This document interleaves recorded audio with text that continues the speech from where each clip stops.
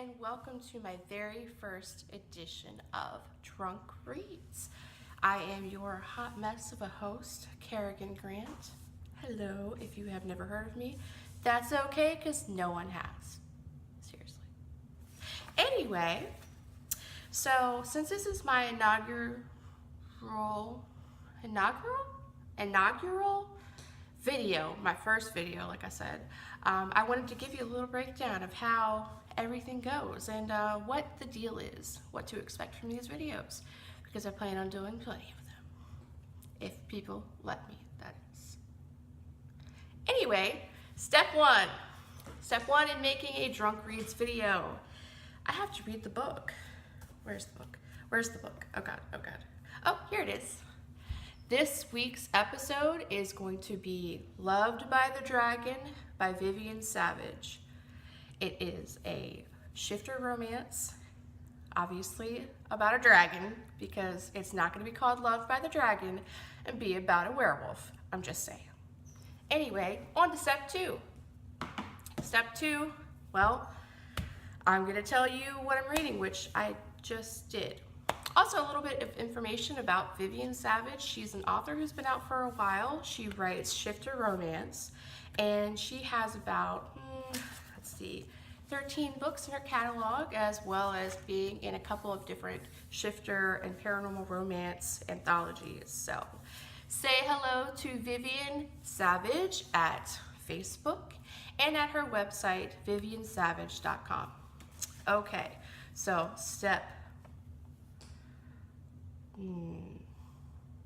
three, that's right, okay. I can count. I swear to God, I watched Sesame Street when I was growing up. Okay, step three. I promise you, I really haven't already started drinking. That's step three. Like, okay, well, I kind of had a little bit, but like, that's because I was thirsty, and well, do you know how hot this light is that I'm sitting under? Like, seriously. Okay, so anyway, step three, drink. Okay, I can do that. And of course, these videos are not sponsored in any way, but today I'm drinking my favorite cider, hard cider, Strongbow. This is Gold Apple. Yum, yum. Okay, so after that, step four, drink more. I'm going to put in a little montage of me drinking some more of this beer. So here we go, time lapse, guys.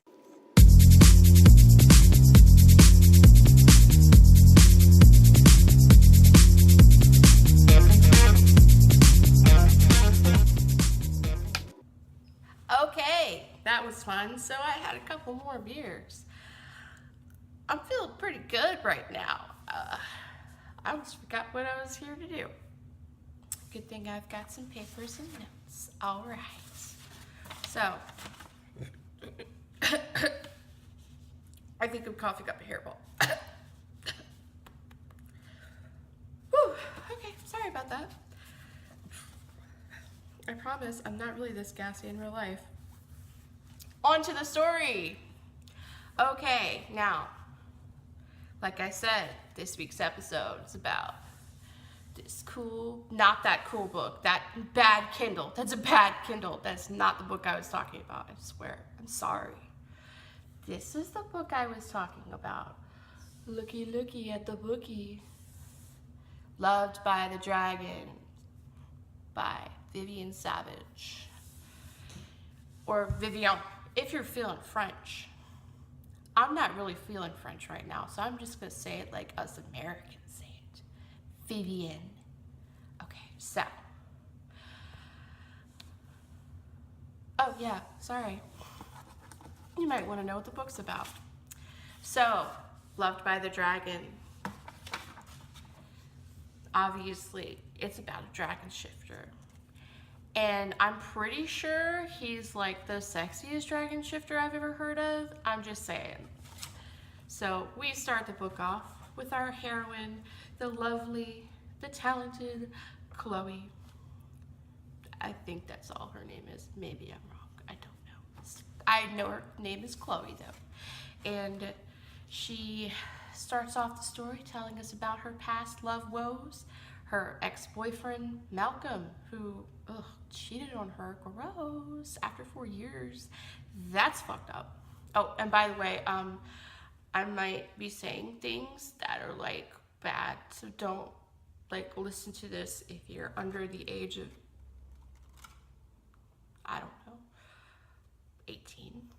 Obviously, because these books are about romances, and a lot of romances have a lot of doing it in them. And I'm not about to tell you about the doing it parts unless you're old enough to hear about it. And you ain't unless you're 18 or above, like me. All right, so we have Malcolm and we have Freddie, her on and off again boyfriend, who's kind of a douche, but a super hot douche. So he's got that going for him at least. Chloe is in woe because she just doesn't know what to do. She was going to invite, maybe she wasn't going to invite.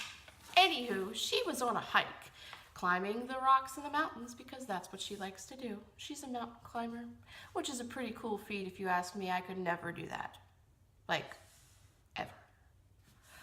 And then the worst that could happen happens. Chloe ends up hurting herself by falling down half the mountain, and she injures her ankle leg area.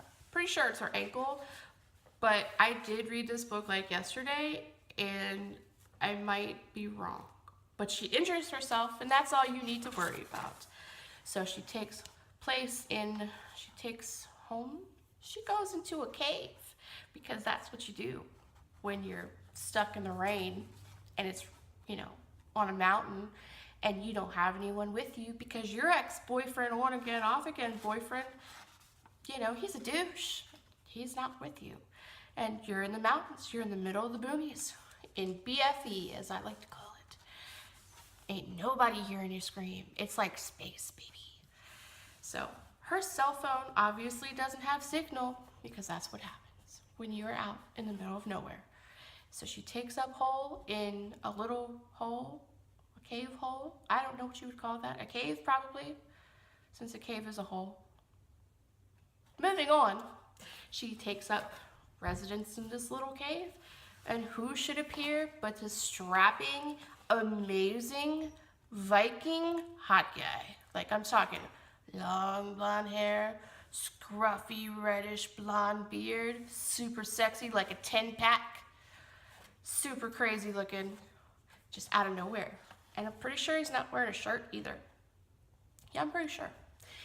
And he comes out of nowhere and he starts talking to her, and all of a sudden she's just like, who is this guy? I need to know, because who just pops up out of nowhere in the middle of nowhere, literally the middle of nowhere. And well, what happens next is pretty cool, because he starts talking like Thor. I'm talking like Chris Hemsworth Thor. Like, this is good, smash, bring me another, that kind of Thor. And I like it. I like it a lot. Things that he says to her are very funny, such as, I neither see nor taste a crumb of beef in this ill-prepared morsel of cuisine. Who says that? Do you know who says that? Saul says that, which is also the name of this guy, Saul. It's pretty cool, actually. He's a very funny guy in a sexy, super Viking kind of way. Like, all he needs is the Viking helmet, seriously. So, after that, then they talk, and she realizes that he's a little different. And then he tells her that he wants to help her and heal her, which kind of makes no sense, but she doesn't, that's what she thinks anyway, because who does that? You can't just do that. But when he starts rubbing her foot and leg, magically things feel better. She's healed. And when she tests her leg out, she's very surprised to find that. And, kind of turned on, because the guy is super hot, like I said, and she's in between boyfriends, just saying. So, anyway, then we find out that she compares him to Prince Adam from Beauty and the Beast, which also happens to be my favorite Princess Disney movie, because Belle is my spirit animal. Seriously. Have you seen how many books that woman reads? I'm just saying. And it's really cute because even though this guy seems like he's, you know, straight out of, you know, 1000 AD back in, you know, like Sweden and those places, Norway, that the Vikings came from. I swear to God, I used to know these things. Wow, okay. Anyway, so he comes to her and he takes care of her, and she's just like, oh my gosh, you're like the beast from Beauty and the Beast. And he says, ah, Prince Adam. What? Okay, first of all, time out. You telling me this guy knows who Prince Adam is? Like, most of people, unless you were like a die-hard Disney fan, they don't even know about Prince Adam. They just think his name is the Beast, and that's it. This guy is a secret Disney fan, and I already fucking love him. Moving on. Oh, when they did decide to take a picture randomly together, because she needed evidence, because how can you not document something like this? You gotta document this guy's existence, or nobody would believe you, right? I'm just saying. I would have done the same thing too. It's really funny, and I had to laugh out loud. Like, I really lulled. There was some lulls up in there, because she asked him to take a picture, and he said that he would have to humbly decline if she intended to duck face. And I'm just saying, it caught me so off guard that I really did laugh, and then I laughed again because of the way he said it. Like, duck face is a verb now, but I guess it could be a verb. I've never heard it used that way, but I think it's hilarious. So I'm gonna use it from now on. Okay. So later, as they get to know each other a little better after their interesting dinner together, they have a really sexy sleeping bag scene. And I'm talking like, whoa. And let me just let me throw this out here in case you want any kind of reference, and maybe you might be, you know, a Twilight fan like I was. I will never judge anybody by the books they read, but I like Twilight. You can kiss my butt if you don't like it, because I don't care. I like it. Another thing that I don't care if you don't like is that I'm Team Jacob all the way. Team Jacob. Okay? Let's just get that out of the way. So anyway, this sleeping bag scene is kind of resembles that scene in Eclipse where Bella and Jacob are all snuggled up in the sleeping bag. And I kind of was like, because do you know how many fanfics I've read about Bella and Jacob that start at that scene? I mean, seriously, there's so many of them. I really don't remember. Anyway, so they have their sexy little moment up in the tent, and it gets super hot. And I'm not going to say any of the things that happen, but let's just say they do it. And he bites her on the shoulder because, hello, that's what dragon shifters do, guys. Come on.